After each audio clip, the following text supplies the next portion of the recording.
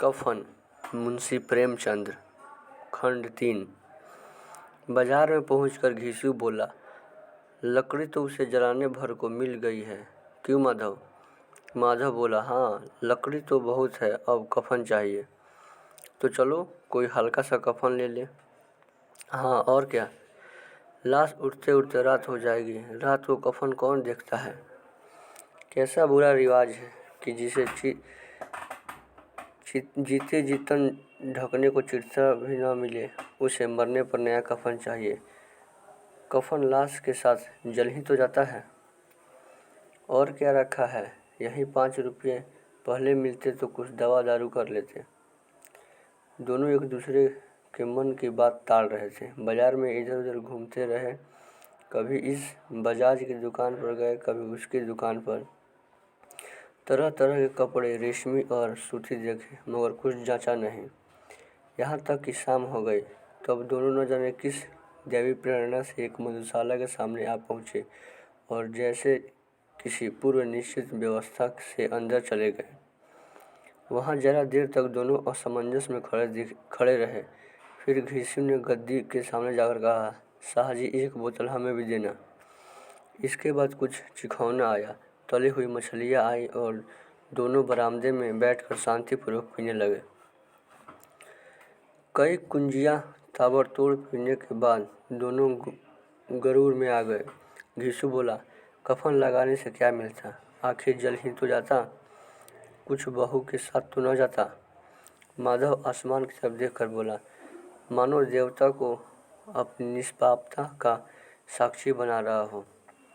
दुनिया का दस्तूर है, नहीं लोग बाभनों को हजारों रुपये क्यों देते हैं। कौन देखता है परलोक में मिलता है या नहीं। बड़े आदमियों के पास धन है, फूके, हमारे पास फूकने को क्या है। लेकिन लोगों को जवाब क्या देंगे, लोग पूछेंगे नहीं कफन कहाँ है।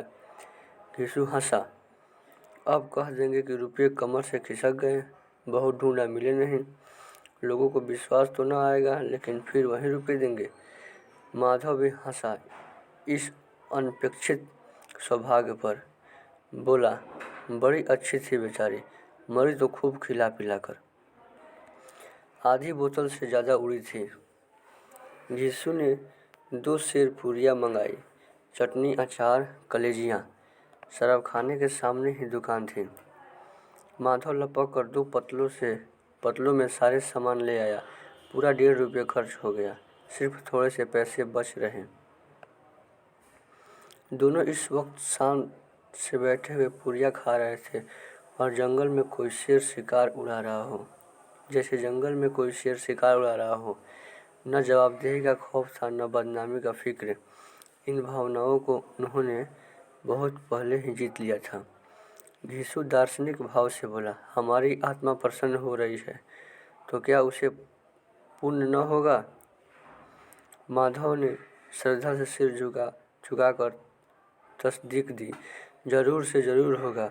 भगवान तुम अंतर्यामी हो, उसे वैकुंठ से जाना। हम दोनों हृदय से आदर्श आशीर्वाद दे रहे हैं। आज जो भोजन मिला वो कभी उम्र भर न मिला था। एक क्षण के बाद माधव के मन में एक शंका जागी, क्यों दादा, हम लोग भी तो एक न एक दिन वहाँ जाएंगे ही। घीसू ने इस भोले भाले सवाल का कुछ उत्तर न दिया। वह परलोक की बातें सोचकर आनंद में बाधा न डालना चाहता था। जो वहाँ वह हम लोग से पूछे कि तुमने हमें कफन क्यों नहीं दिया, तो क्या कहोगे? कहेंगे तुम्हारा सिर। पूछेगी तो ज़रूर, तू कैसे जानता है कि उसे कफन न मिलेगा? तू मुझे ऐसा गधा समझता है क्या? 60 साल दुनिया में घास खोदता रहा हूँ, उसे कफन मिलेगा और इससे बहुत अच्छा मिलेगा। माधव को विश्वास न आया, बोला, कौन देगा? रुपये तो तुमने छट कर दिए। वह तो मुझसे पूछेगी, उसकी मांग में तो सिंदूर मैंने डाला था। घीसू गर्म होकर बोला, मैं कहता हूँ उसे कफन मिलेगा, तू मानता क्यों नहीं? कौन देगा, बताते क्यों नहीं? वही लोग देंगे जिन्होंने अब की दिया। हाँ, अब की रुपये हमारे हाथ में आएंगे। ज्यों ज्यों अंधेरा बढ़ता था और सितारों की चमक तेज होती थी। मधुशाला की रौनक भी बढ़ती जाती थी। कोई गाता था, कोई डींग मारता था, कोई अपने संगी के गले में लिपट जाता था, कोई अपने दोस्त के मुंह में कुल्हड़ लगाए देता था। वहाँ के वातावरण में सुरूर था, हवा में नशा। कितने तो यहाँ आकर एक चल्लू में मस्त हो जाते थे। शराब से ज़्यादा यहाँ की हवा उन पर नशा करती थी। जीवन की बाधाएं यहाँ खींच लाती थी और कुछ देर के लिए वे यह भूल जाते थे कि वे जीते हैं या मरते हैं, या न जीते हैं न मरते हैं। और यह दोनों बाप बेटे अब भी मज़े ले लेकर चुस्कियाँ ले रहे थे। सबकी निगाहें इनकी ओर जमी हुई थी। दोनों कितने भाग्य के बली हैं। पूरी बोतल बीच में है।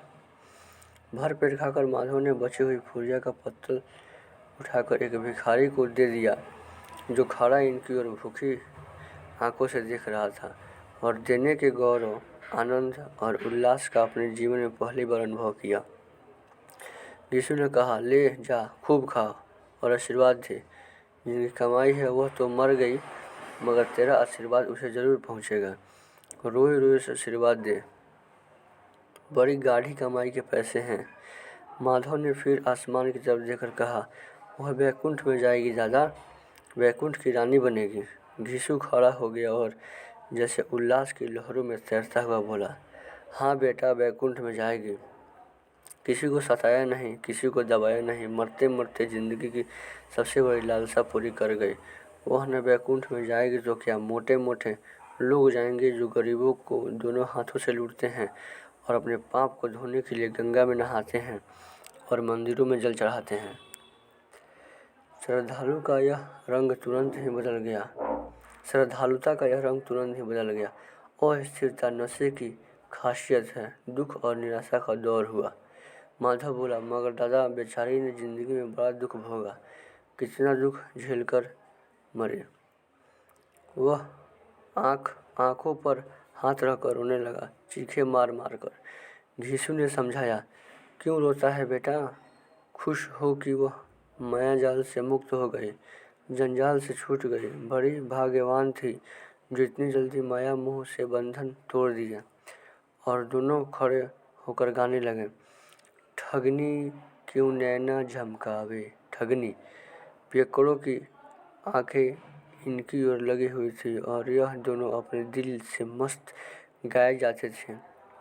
फिर दोनों नाचने लगे, उछले भी, कूदे भी, गिरे भी, मटके भी, भाव भी बताए, अभिनय भी किया और आखिर नशे में मदमस्त होकर वहीं गिर पड़े। कहानी समाप्त। कफन, मुंशी प्रेमचंद।